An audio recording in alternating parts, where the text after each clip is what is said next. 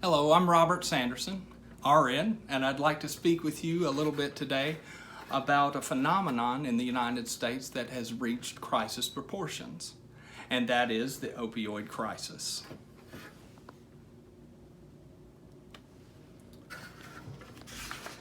By the end of this presentation, you as the learner should be able to identify some of the most commonly used and or abused opioids and have something of an understanding of the magnitude of the issue that is the opioid addiction based upon some of the statistics that I'll share.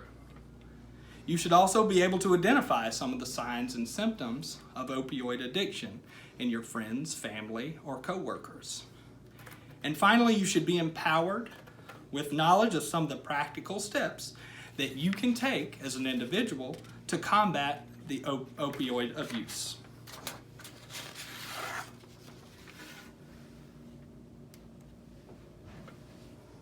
What are opioids?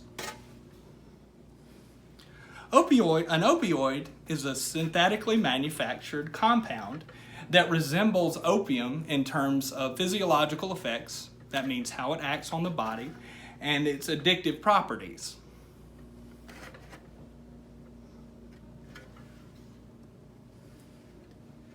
The opioid crisis, or this term, refers in part to the instances of injury nationwide that are the direct result of the abuse of these types of drugs. This is a widespread issue with distinct implications for the practice of nursing. The Centers for Disease Control, or CDC, estimates that the total economic burden of opioid addiction in the U.S. is $78.5 billion a year, when healthcare, lost productivity, and criminal justice involvement are taken into account. It has been shown that those who struggle with opioid abuse also tend to struggle with addiction to other substances, or this is polysubstance abuse.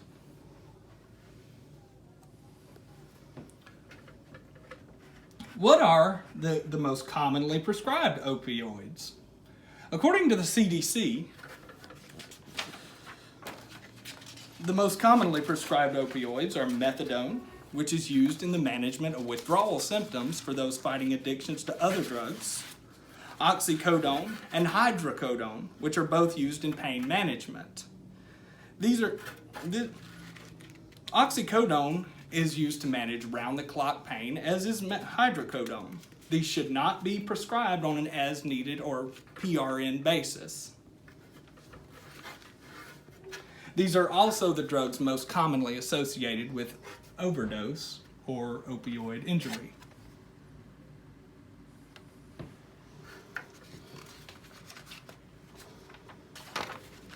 The CDC characterizes the opioid epidemic as the public health crisis of our time.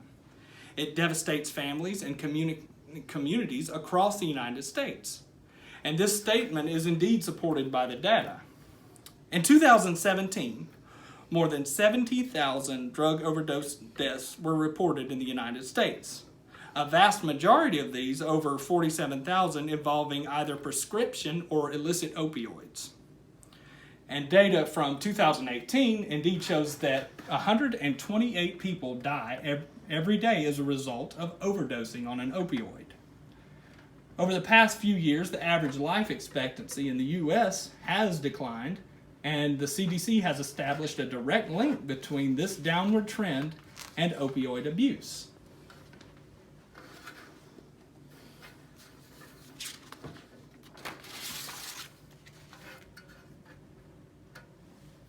In order to recognize possible opioid addiction, it is necessary to at least have a cursory familiarity with the signs and symptoms of opioid addiction. And these or opioid abuse rather. If someone is currently under the influence of opioids, they may have constricted pupils, have sweating, experience confusion, and have unexplained periods of absence or periods of euphoria followed by general discontent or irritability, and they will become increasingly withdrawn.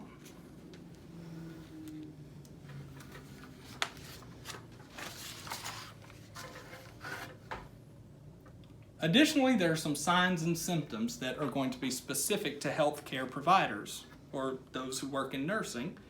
And they can include, but they're not by any means limited to, they're being habitually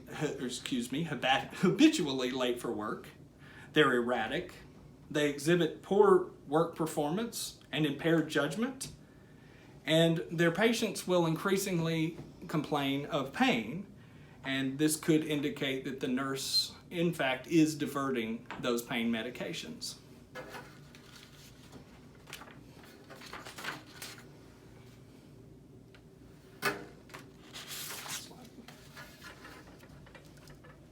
What can we do to combat the opioid crisis?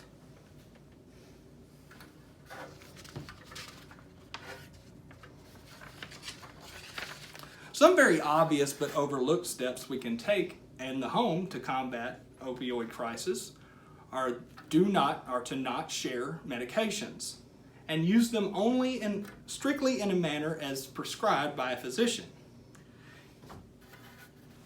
When the regimen is complete, dispose of or unused or expired medications, and use non-pharmacological interventions of pain management such as meditation, guided imagery, controlled breathing, etc., whenever possible and effective.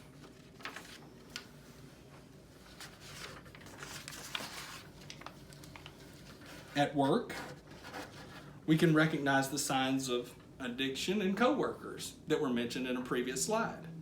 We can make ourselves aware of the resources available for those struggling with addiction, and we can also approach our supervisors with concern if we suspect that one of our coworkers is in fact struggling with opioid addiction. If you are a healthcare provider, dispose of the unused portions of medications per facility policy. This is called a witnessed waste in my facility.